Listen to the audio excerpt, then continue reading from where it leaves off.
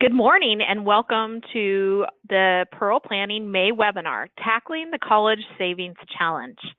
You may be aware that in May, on May 29th, is the 529 day. So we thought it was an appropriate time to give updated information and statistics on college, as well as some financial hints and tricks as you may be preparing to have a student go off to school, maybe in the near future or maybe further away.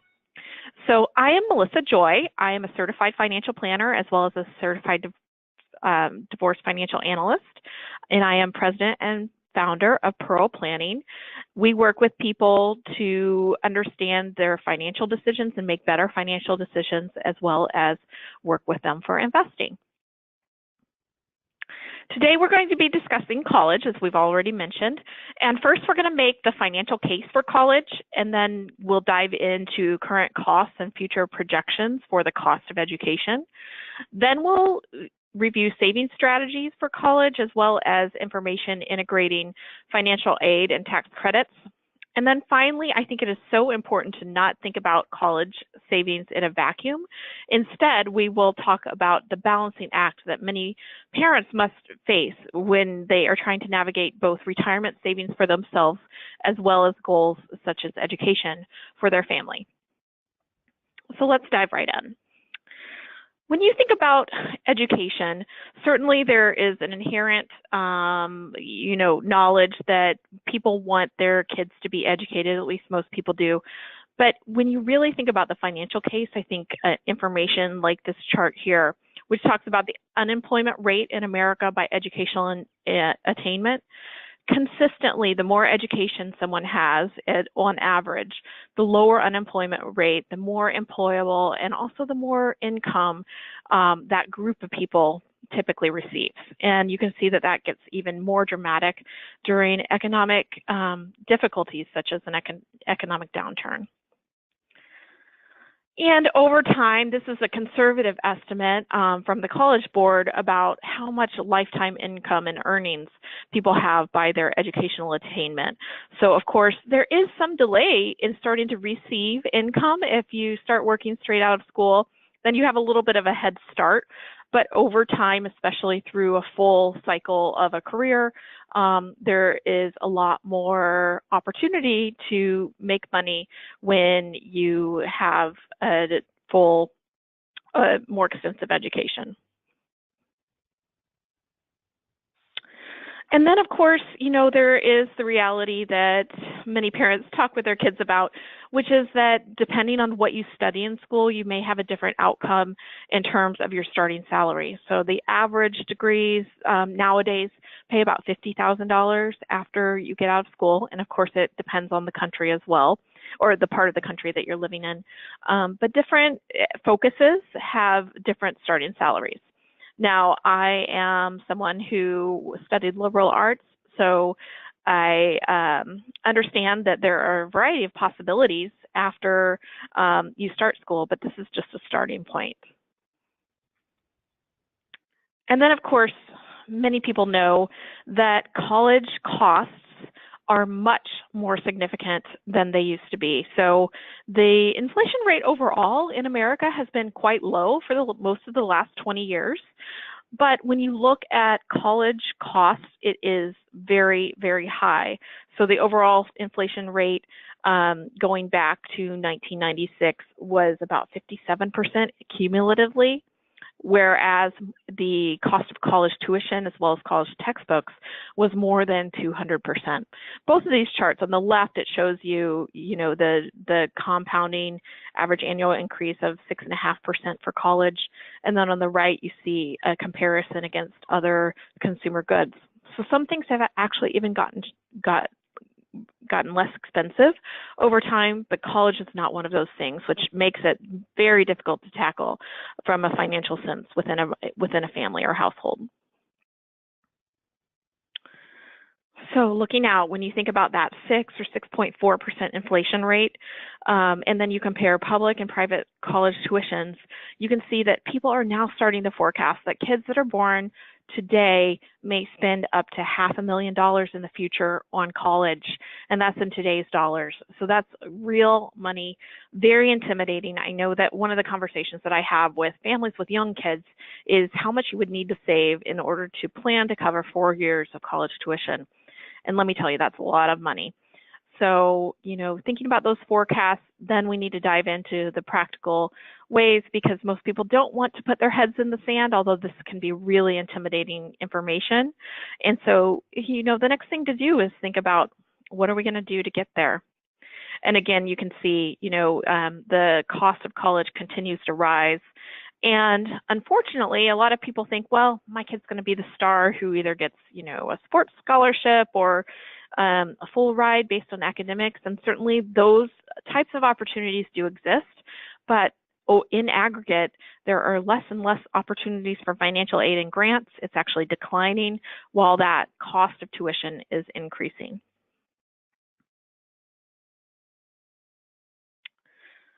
So when you get started and you have a kid that's ready to go to school, in the October of their senior year of school, you can complete a financial aid form called the Fafsa. And with this, there's a calculation that creates the expected family contribution and thus financial aid eligibility.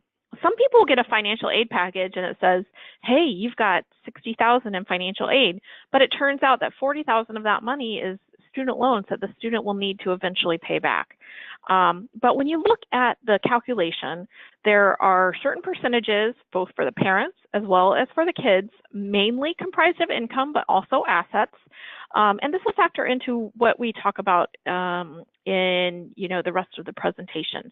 So there's a specific formula. In certain private schools, there's actually an additional piece of information that is completed. So this isn't the only financial aid calculation, but it is standardized, and it highlights that income is more important than assets in many of the calculations. And then also you'll notice that grandparents and others who may plan to contribute to college costs are not counted toward initial financial aid calculations. And in fact, you use information from previous year's tax returns, so there's a little bit of a look back period that is important for you to be aware of. So this is a very basic chart. It doesn't talk about how many kids in the family are going to school, but it gives you a little bit of information about an average income and average assets, and you can kind of match up where an expected family contribution might be. So for example, using this example, if a family earns $150,000 in income and they have $200,000 of savings, their estimated financial contribution might be $40,000. Very interesting. This is just a starting point for the conversation, but it also highlights that, you don't want to not be making money during college years, it's difficult to avoid, to basically hide your assets so that the kids are going to be getting, if you have means, more full ride to school. And then this is illustrating between the two charts. You look at the Smiths and the Wilsons, and the Wilsons haven't saved anything for college, but they make they make the same amount of money as the Smiths, and the Smiths have had $200,000 that is saved. And the financial need does not change a lot. So there's only a $10,000 differential for a family that's saved most of the necessary money. So it's emphasizing that just, kind of ignoring saving strategies because then you think you'll get a better financial deal. The financial aid system is on to you. So that's not going to be a method that's going to make you successful in getting more money elsewhere. So only 5.64% of overall parental savings are really factored into the cost of college. And it's a little bit higher for the kids, but not much, about 20%. So nowadays, people are talking about the challenges of student loans. And this is a study by age group of how much people have in billions of dollars in student loans. So the under 30 crowd has almost $400 billion in student loans. And look at that number for the 60 plus crowd. Those are oftentimes parents that are taking out loans for their kids. or people that just haven't paid them off yet. So there are still people that are entering retirement that are still paying student loans. Certainly, student loans are an important component of calculating and preparing for college costs, but it's really challenging if that's going to be the only strategy. So this is giving you some other options. So there are different types of savings vehicles, and we're highlighting here a few of the most popular. We're going to talk a lot today about the 529 College Savings Plan, which has become the dominant kind of source for accounts for college that are earmarked for college. 42% of parents own a 529 plan. A custodial account is a more traditional investment account that is set up for kids, and those assets actually turn into the child's assets at their age of majority, which, depending on the state, is either 18 or 21. In the state of Michigan, it's a UTMA plan, which is typically 21 years old. And those funds do count as a higher portion of assets for the kids in that 20% rate. And then the Coverdell Educational Savings Account is another good tax-free savings vehicle that's kind of mimicked off of IRAs. Unfortunately, you can only contribute about $2,000 annually, which is less than if you factored in, the cost of future college would be able to cover the full cost of college. So there's more flexibility to input assets in the 529 accounts. And only about 5% of parents own Coverdell savings accounts. So when we dig into 529 plans, what are some of the reasons that people like to use them? Well, first you get the advantage, and we'll go over it a little bit, that in certain states you get a tax deduction for 529 contributions. So there's a little bit of a tax break, not a federal tax break, but a state one. And then the assets grow, and as long as they're used for college, there are tax-free withdrawals. If you happen to be in a circumstance where you had a very high net worth, then there can be some estate tax benefits. You also have a lot of control and flexibility. So mom and dad may not know if junior is going to be going to school.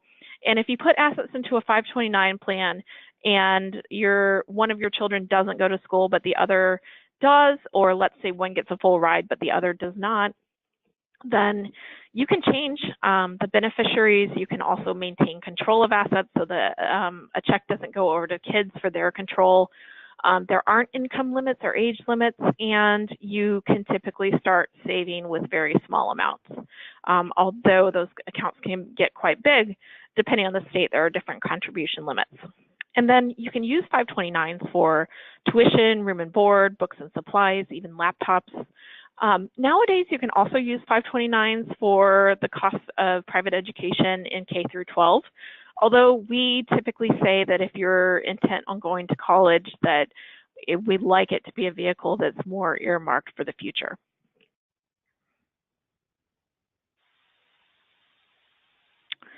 So just again, more information about 529 accounts up top, Coverdell Education Savings Plans as well. So, but we wanted to integrate information as well. Don't forget that there are also federal tax credits. Now, this only applies if you use all 529 money. You're not going to be eligible for a tax credit. And you need to keep in mind income limits, which are for the American Opportunity Tax Credit for a two-parent family married, then it would be $180,000 is the income limit. But that reduces your taxes by up to $2,500 per student each year.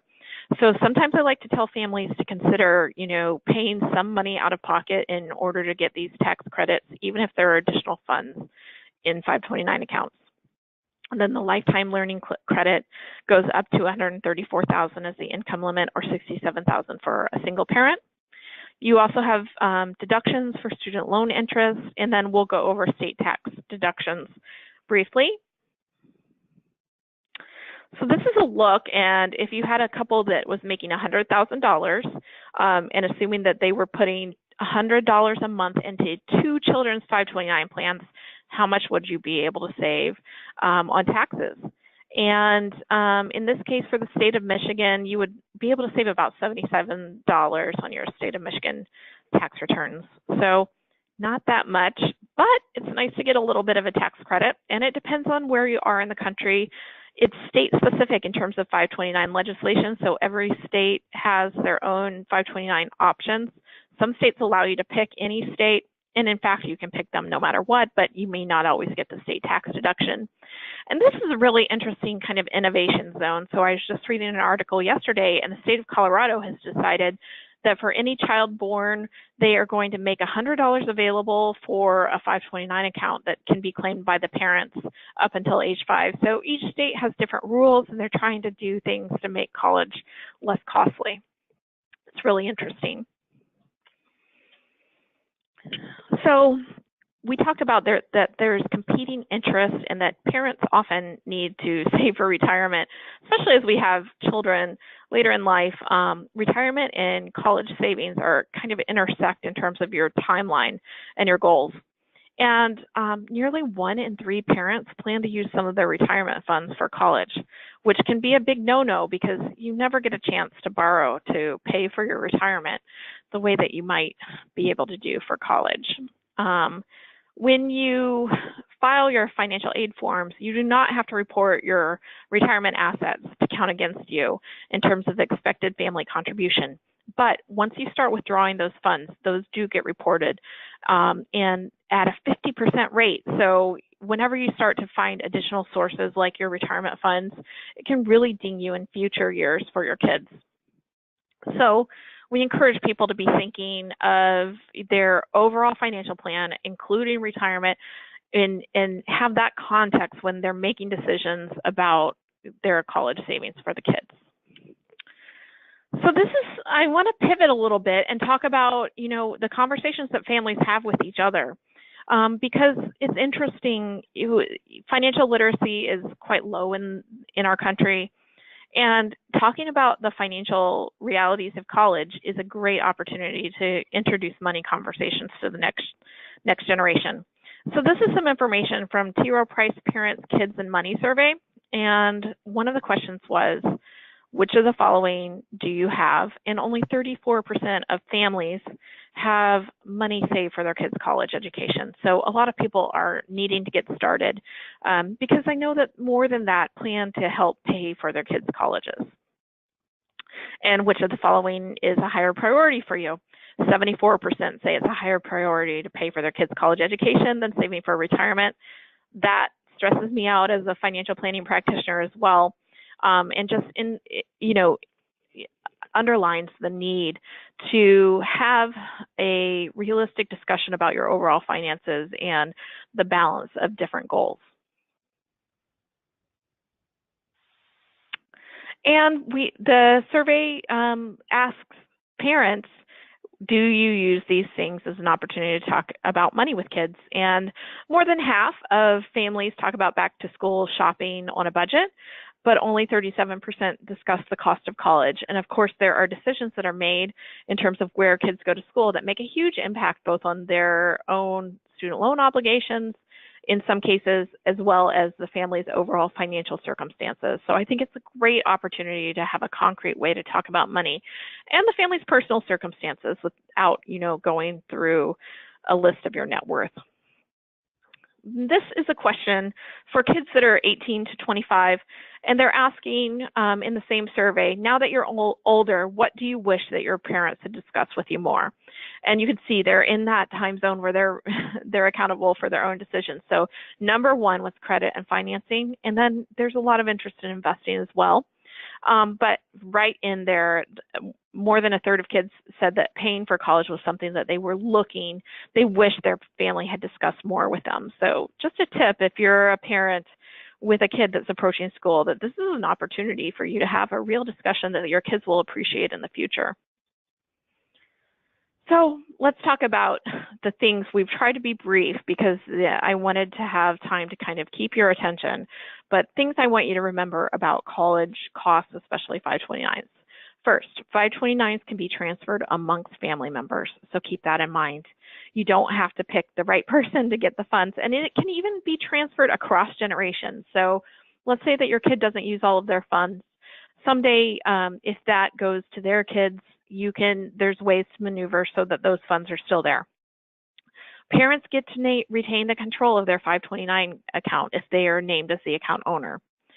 You should consider planning for college, retirement, and your other financial goals in a comprehensive manner all at the same time. It's not going to work to put one priority in front of the other. And if you did put one priority in front of the other, I would say focus on retirement.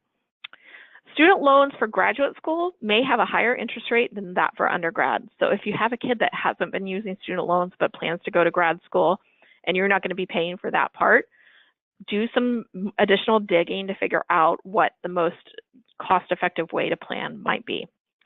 The financial aid forms can be filed as early as October of your senior year. There's no gift of delaying, so get those done early. Don't forget about tax credits, and that will require you to pay some money out of pocket. Also, when you look at the cost of college, remember that you've been paying for this kid to eat, live in your house, to clothe them throughout junior high, high school, etc.